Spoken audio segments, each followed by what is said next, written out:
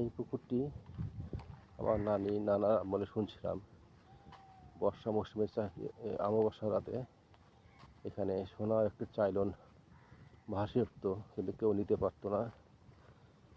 আশেপাশে কোনো বাড়ি ঘর ছিল না তখন, শুধু পুকুরটা ছিল, মসজিদটা ছিল আর জঙ্গল ছিল।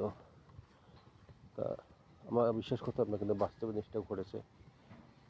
এটা হচ্ছে এখন আর ওটা দেখা যায় না, আগে দেখা যেত। অনেক বড় পুকুর শহরের মধ্যে।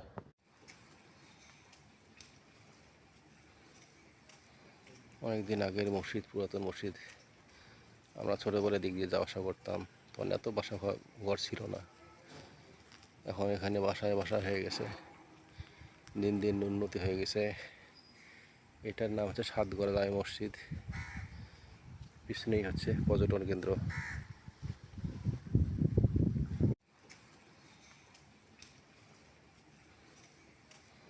অনেকদিন আগের মসজিদ, পুরাতন মসজিদ।